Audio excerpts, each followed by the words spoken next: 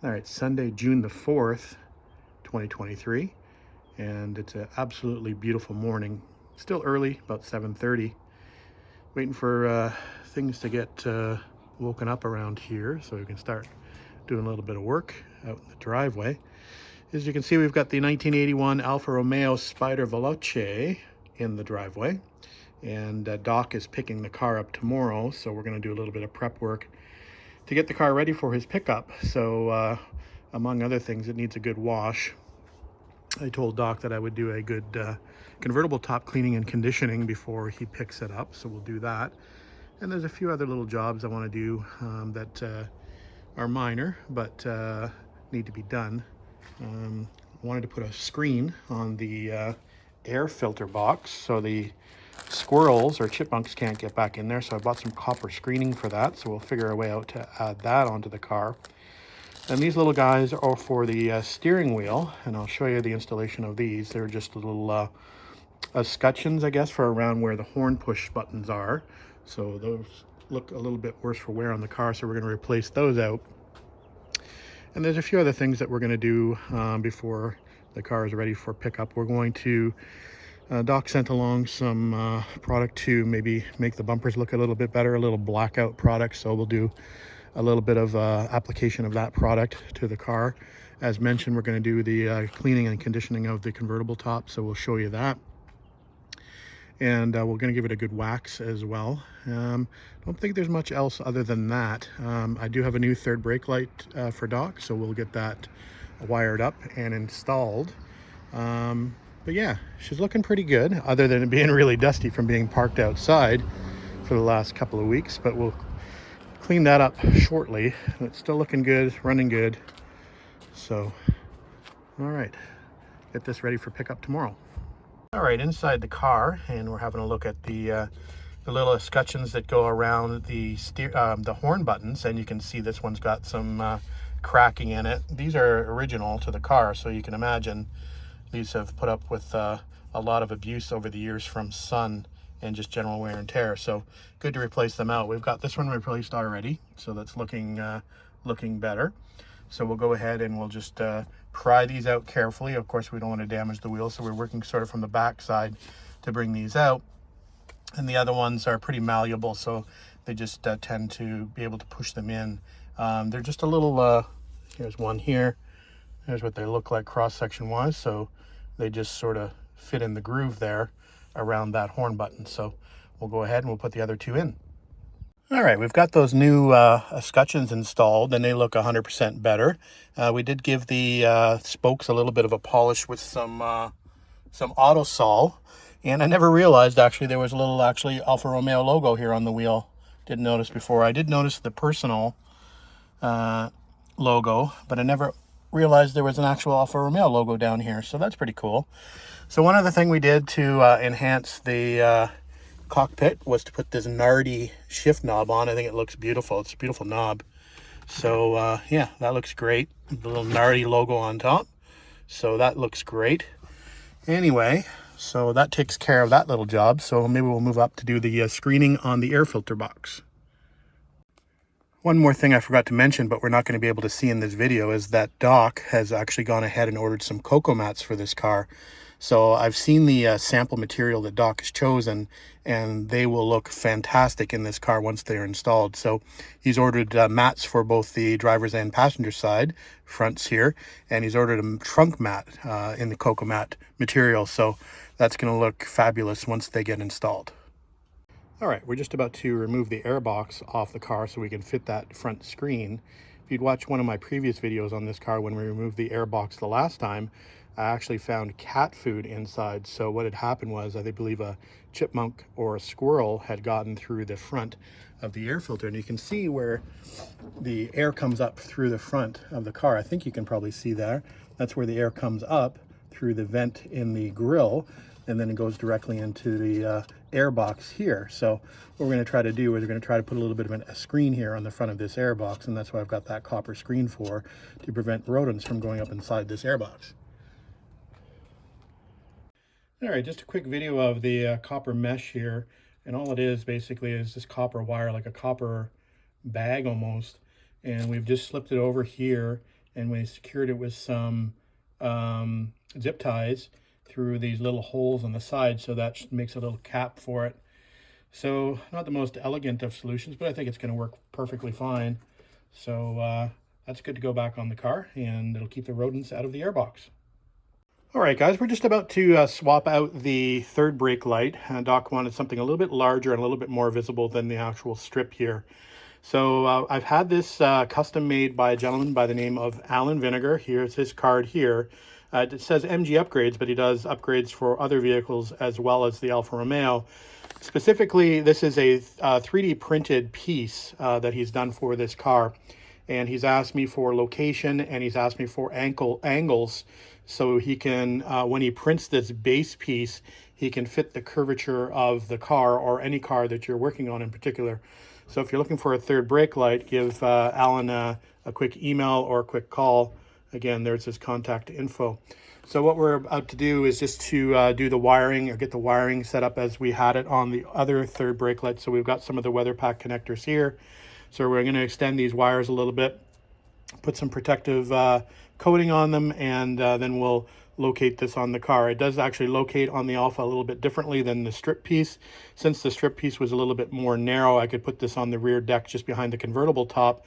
Since this is a little bit higher and wider, this has to go on the trunk lid itself, so the leading edge of the trunk lid. I'll show you that once it's installed on the car. One more thing I wanted to mention about the light before we go on to the wiring is the magnets are a little bit more substantial. You can see the magnets I was using here previously to affix this to the car. Well, Doc wants a little bit better fixing, so we've got some bigger magnets on the bottom of this, so that should help to keep this in place. All right, let's take a quick look at that third brake light. So there it is installed in the car.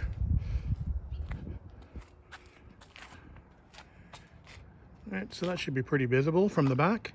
Again, it's removable, again, magnetic, in case Doc goes to a show and wants to remove it quickly. It's got a quick disconnect on it, so that looks good there and nice and visible. So, all right, on to the next job. All right, time to give the Alfa a wash, and the first thing we're going to do is we're going to clean that convertible top. So we've got this rag top product over here, so we're using this rag top, and there's a special brush actually for the top itself, so we're going to use that brush. So basically you need to clean the top first with the brush and then let it dry completely, and then there's an actual aerosol spray that is going to be the protectant that you apply a few times a year. So we're going to go through the process of doing that. So top first, and then we'll wash the body of the car, and we'll finish off the cleaning up the tires, doing a little bit of tire shine, etc. And then we'll clean the interior. I've already done a little bit of detailing on the interior, but we'll come back to it after the rest of the car is clean. All right, for those of you who might be interested what that rag top cleaning brush looks like, that's what it looks like. So we'll just put that to good use. So the car is now washed and the tires have been dressed. So it's looking good. Still need to do the wax job, which we'll do later this evening. And still need to do the bumpers, but it's looking pretty darn good already. Still need to do the interior detailing, although it's pretty clean anyway. But yeah, it'll look even better once we do the full Monty. Also need to do the spray on the top, so the protectant, which we'll do when it's a little bit cooler as well. So looking good. By the way, brought the TR3 home, the 1960 TR3A. Had a couple of nice drives in that yesterday, so perfect weather for it. Anyway, back to the Alfa. We'll finish her up probably when it gets a little bit cooler this evening. All right, perfect time of the day to be waxing the car. It's looking fantastic. We're using the Chemical Guys Butter Wet Wax. It's a natural carnauba cream wax. So we've just put that on and buffed it off, and it's looking really good. So original paint on this car. So it's looking pretty good for original paint. I don't think there are too many Alfas around of this age that probably still have their original paint in this good of condition. So it's a nice color combination for sure. So next thing to do is to have a look at these bumpers. The front bumper is actually in pretty good shape. It looks pretty good, and the back bumper is a little bit worse for wear on these cars. And I'll give you a quick look of the before on this bumper. I'm not sure if this is going to come up well on the camera or not, But you can see the rear bumper on this car, and of course later cars had the rubber bumpers. The earlier cars had the chrome bumpers, much more desirable chrome, but it is what it is. So the 81s had these for crash regulations of the day, very much similar to the Triumphs. They went to the rubber bumper overriders. So what we're going to use is a product that Doc has supplied to me. I've not used before, but we'll give it a shot. So we're going to use this black trim restorer. We'll see how that works. It's basically a rub in and rub off. So we'll see what that looks like.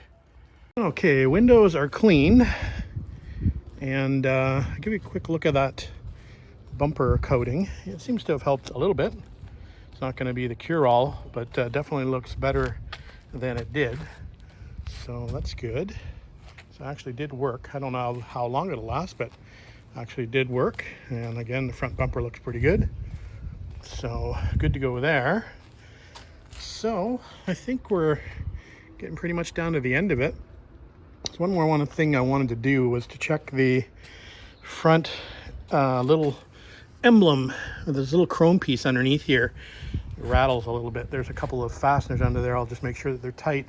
Don't know there's much else I can do, but we'll get under there and have a quick look and see if we can snug those up. Other than that, I think he's getting pretty much ready to go. So I may have to take her for a spin, put some gas in it for Doc so he doesn't have to stop at the gas station tomorrow. But let's finish this project off first before we take it for a spin. All right, here we are under the front of the car, and this is kind of an odd problem, but here's what's happening at the front here. Just with this little trim piece, you can sort of see it's loose, but the only problem is it looks like it's fixed in 3 locations, but it doesn't actually feel like it's fixed with any nuts. It's almost like just a peg, like a push-in peg, and maybe a spire nut or something like that. So it just looks like it's just this side over here that's loose. This side is okay, but it's this side over here that's causing it to vibrate. So maybe I can put a spire nut or something on the back to keep this from vibrating, and we'll give that a shot. I don't know how else I'm going to fix it otherwise, so unless I jam something in there, but I don't want to put any force, outward force on it, unless I put a small piece of foam or something in there, neoprene or something, to keep it from rattling. But that's kind of an odd problem, but it's definitely annoying. All right, I have to say it's kind of a stupid design. It's better.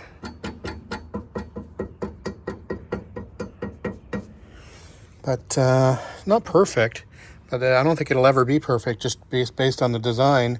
This actually has a little bit of flex in it, so there's no way I can stop it from rattling fully, but that's definitely better than what it was. So what we ended up doing is just using some spire nuts as mentioned. So we fitted a small spire nut on the back of that stud, and we're able to fix that a little bit better, so keep it from rattling. It's the best I can do. I think what I'll do is I'll polish this up a little bit with a little bit of metal polish, and I think we'll call this done. Maybe touch up this little area here. Got a few little areas where the paint's chipped, so we'll just brush some touch-up paint there, and we'll be good to go on this area. All right, a couple more things checked off the list. The fabric protectant is being applied to the roof, and we've actually installed some industrial Velcro to keep up the little trap door in the trunk so that stays up. So we'll let that protectant dry, and we gave it a good coat, so it should be good for a few months at least anyway. We've got the third brake light reinstalled, so that's looking good. So yeah, almost time for a little bit of a drive, I think.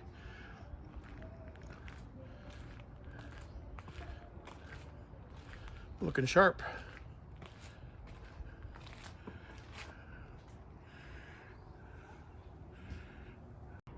All right, 7:30 a.m. on Monday morning, getting pretty close to pickup time. So just waiting on Doc to arrive. I'm waiting for the sun to come out as well. It's trying.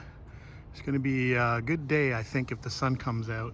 So a little bit of a chance of rain today. I think about 20 or 30%. So hopefully Doc makes it home without getting wet, which would be nice. But windshield wipers work, so if need be, he's got them.